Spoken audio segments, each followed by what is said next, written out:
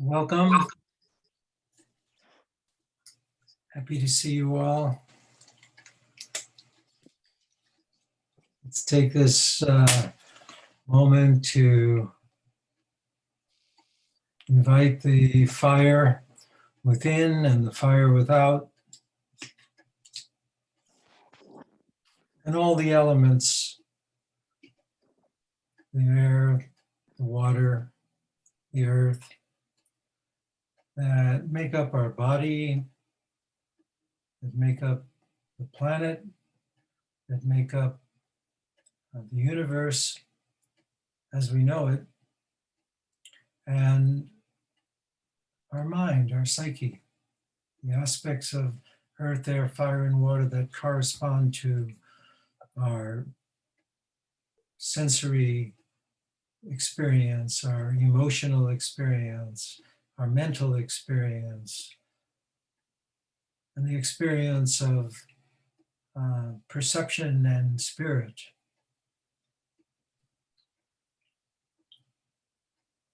So let's focus now with our breath together, aware of the body, aware of the sensory experience, the feeling experience of breathing.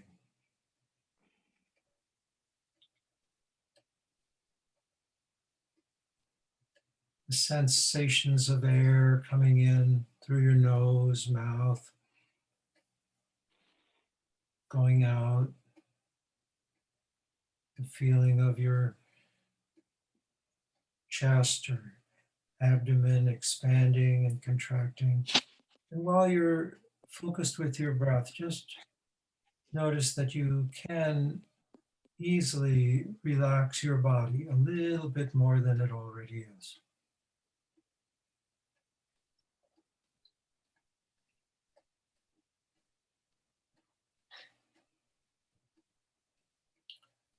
You can relax your body, especially wherever you focus your attention. Wherever you bring your attention, you'll be aware, and then you can notice that there is an agency in there that you can choose to tell that, communicate with that area of your body. Just soften a little bit, open a little bit. Whether it's your neck, your shoulders, your face.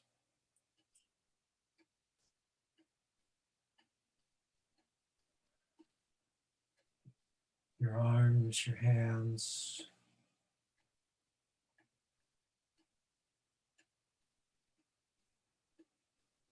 Your back, your chest. And as you do this, you notice that you're giving yourself permission to do this because it's different than the way the mind might be operating if you didn't make this choice. Be thinking about this or that, and instead you're choosing to give your body this moment. Your belly, your lower back. Recognize that your body deserves this kind of attention, and you benefit from it. Your whole pelvic area, your hips, your legs, your feet. Feel your feet. Depending on how you're sitting, your feet might be touching the floor or the ground. And feel that.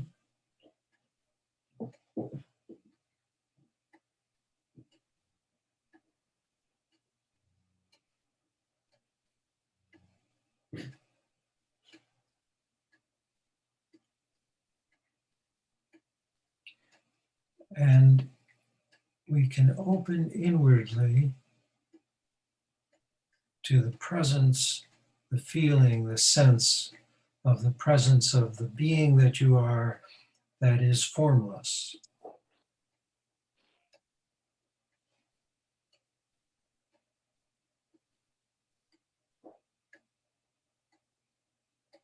All around, all throughout your body is what we refer to as in many different ways. We refer to it sometimes as the true nature of your being, your soul, your spirit.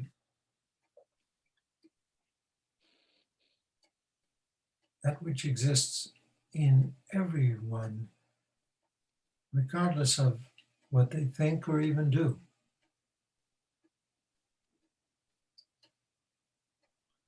And by first getting in touch, even just a little bit, even just a sense of a tingle, a whisper of it, makes a world of difference in how you feel in any moment. Now,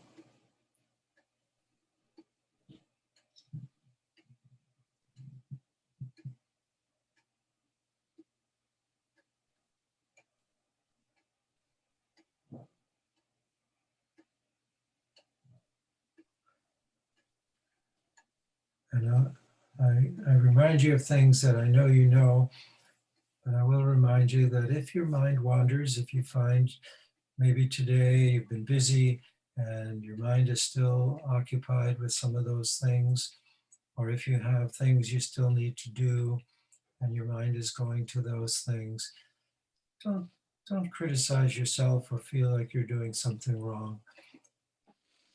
Just remember that you can come right back to your breath any moment you choose and come back to the sensory experience of breathing and come back to whatever that is that you feel when you think of the being within that is the unconditioned self or soul or spirit.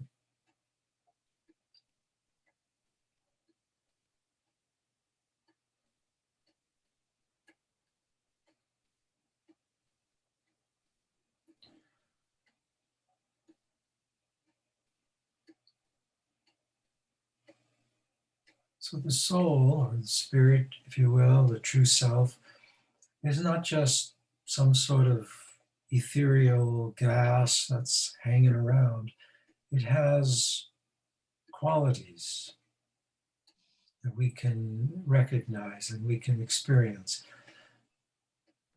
It basically is the source of all the qualities or attributes, you could say, of a human, of life, that we tend to recognize as good, strength, beauty, good-natured will, kindness, compassion, healing.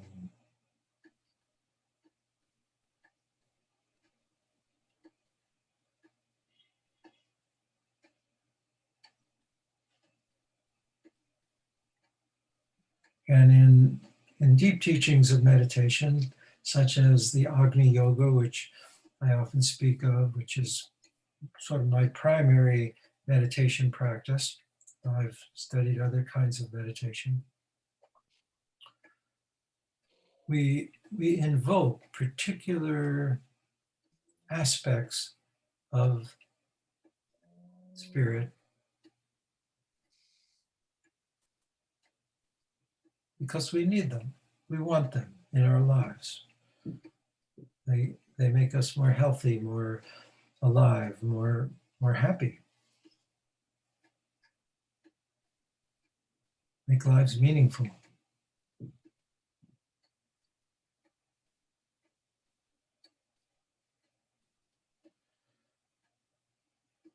So the white energy, the sort of crystalline white light that people speak of, that we have worked with in these meditations that you've all been to, is a synthesis of all the colors, just like white light. It can be broken down into the spectrum of all the different colors and put it through a prism. And so by invoking the white light, and one way of doing this is to think of the source of it as a star, little bit above the very top of your head.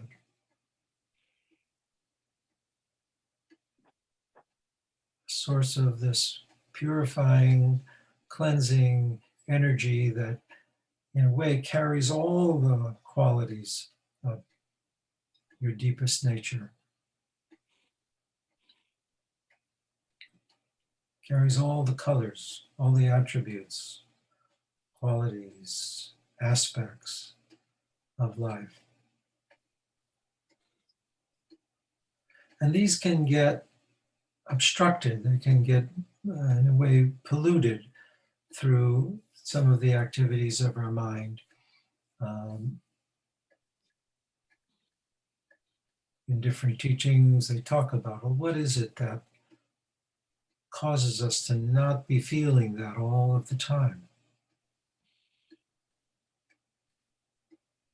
And how can we learn to be free of those factors, those things that prevent us from experiencing the purity of our beingness and all of its aspects?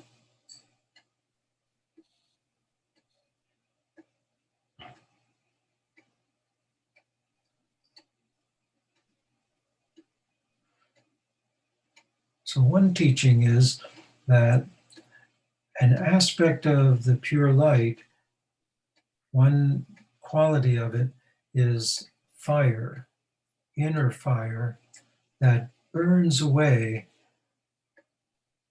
that which obstructs the flow of life energy.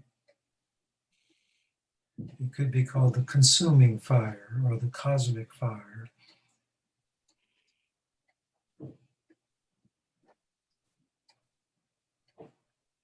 And like all of these attributes of spirit, they're available to us at all times. And our way of opening that door is to invite them in, just to not be afraid of them, to just be open and receptive.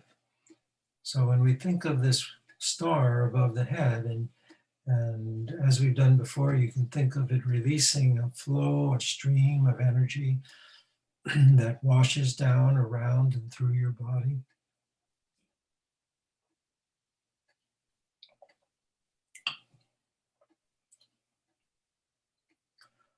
All the way down from your top of your head, through your head, and neck and shoulders. And just giving yourself permission to receive this energy that your body needs, that your mind needs, in order to be clearer, a clearer vehicle for the one that you really are. So that this light energy, this white light energy, can flow all the way down through your body, right through and past your feet.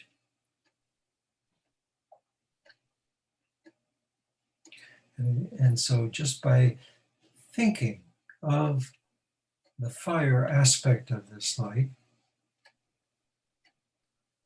that's what gets magnified, that's what gets predominant. And so what some people call defilements or toxins or poisons of the mind and body begin to get processed, burned away. It doesn't harm you. There's no way that it can harm you. It rather starts to free the energy of your mind and body so that it's more open, more available to you.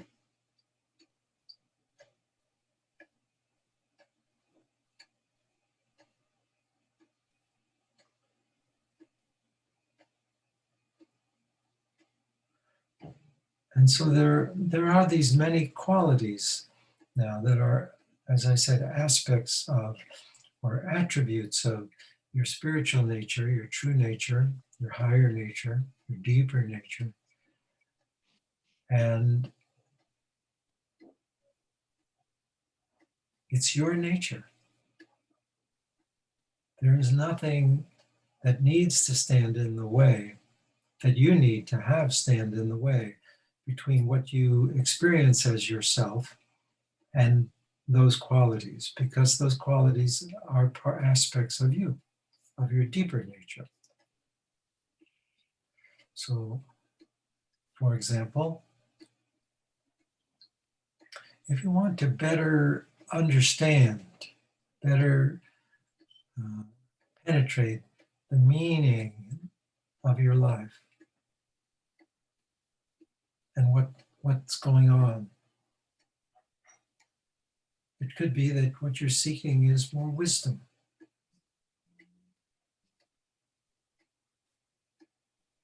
Now, it's true that wisdom comes with experience. So experiencing things in the world is important. But one person can experience something and another person can experience the same thing. And one person will become a little bit wiser and the other person will perhaps stay the same or even become more closed off, more ignorant. So it's the inner connectedness to the soul's wisdom that allows us to truly learn the lessons that life has to teach us. It's not information.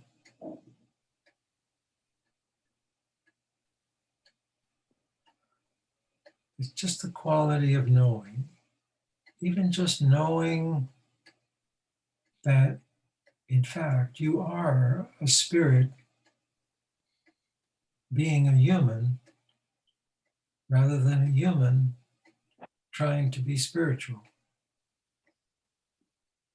Those are some wise words that I've heard, and I think we understand that when we're attuned to the wisdom of it. You're a spirit being a human, leading a human life, rather than a human leading a spiritual life.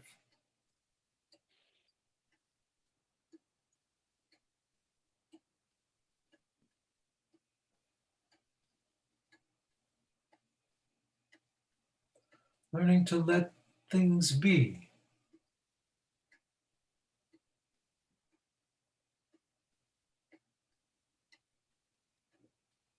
Especially when there's nothing that you can do to change what you encounter. It's an aspect of the wisdom of the being that you are deep within. To let things be. And the wisdom to know when it is that somehow or another you can take an action that can make a difference, that can make yourself healthier or better, or the world better. There's a limited number of opportunities for that. But it could be very, very important, if not essential, that we take those opportunities. And wisdom is what allows us to kind of know the difference, as they say in this serenity prayer, to accept the things I cannot change, the serenity to accept the things I cannot change, the courage to change the things I can, and the wisdom to know the difference. So I think of it as the wisdom prayer. Serenity is on one side, courage on the other side, and wisdom balancing the two.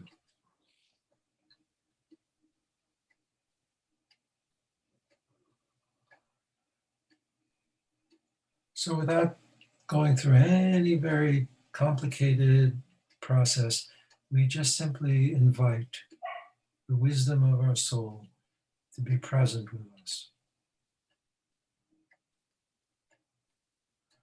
And if it helps you, you may think of people in history or in different spiritual traditions who for you represent the kind of wisdom that you seek. Their souls will help you with that.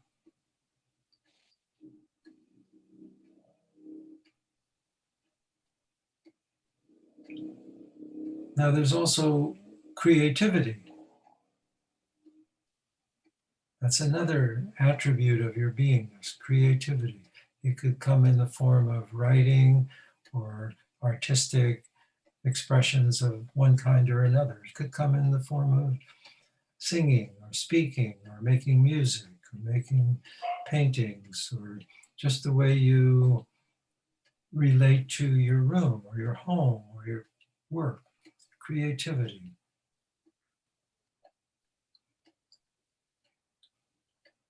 Maybe you think of yourself as a creative person, but maybe you don't. And that would be unfortunate because your true nature has that creative energy and power that you can bring into every moment. Anything you do can have the quality of creativity.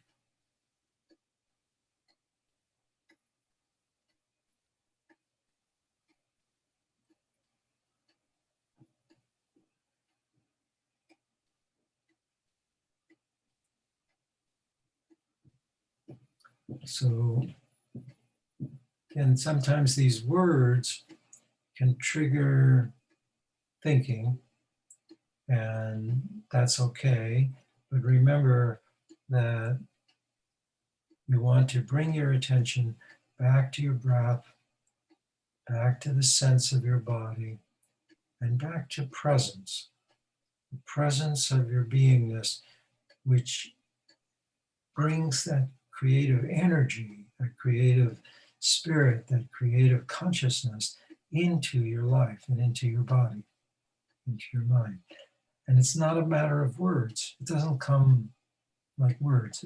It's a feeling, a sense, a knowing, but it's direct. You can feel it in your skin or in your nervous system or in your muscles, your bones, your organs.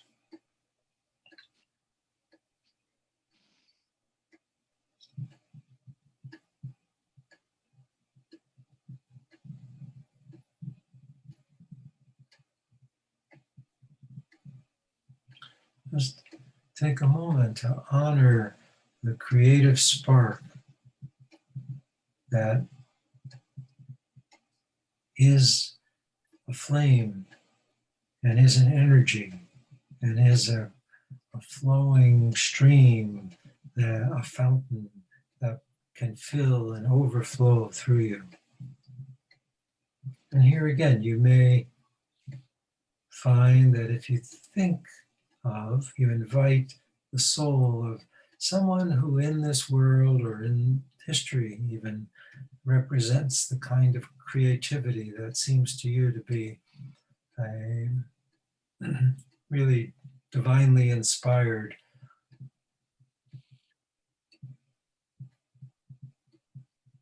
Let their presence be with you.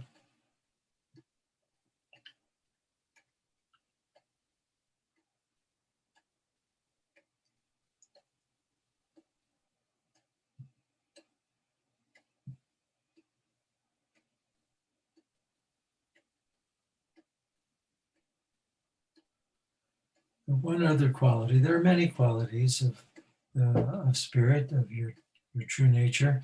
One other one that I want to bring in today is the attribute, the quality of the warrior within, which works to protect and strengthen your body, your mind, and allow you to bring that out into the world for the protection and strengthening of others and for the activities of making the world better. One of the pathways of the warrior is to be an activist. And not everybody has to be like a full-time activist to embody the warrior spirit. But when you have the wisdom to know when it's your time to take an action, to do what you can do to make the world better, It's the warrior quality that allows you to have the strength to do it, the courage to do it.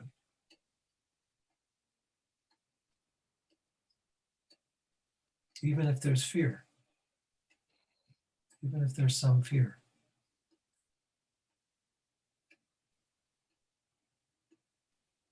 The warrior quality, warrior aspect of our soul helps us lessen fear. It doesn't have to go away 100%, but we can fear less.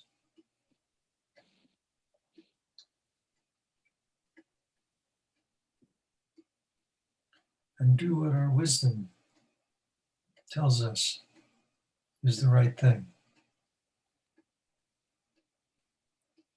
And we can do it with creativity. You see, these things work together. We can have the wisdom to know the right thing to do, the creativity to find ways of doing it innovatively and in ways that are different and useful and spark the kind of way creative people do. And the warrior helps us to have the courage and strength to do it.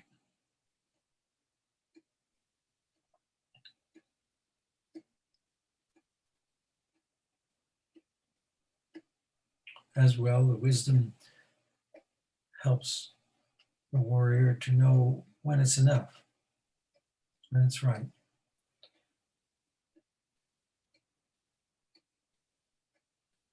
So as I said, there are many aspects, many attributes of your soul, of each of us, of each of our souls. And by meditating together, we strengthen our connection to that fuller, deeper, whole being that you are. And we give each other the support to know that we are, in fact, wise, creative, courageous beings that can, in fact, make our own lives and the world better.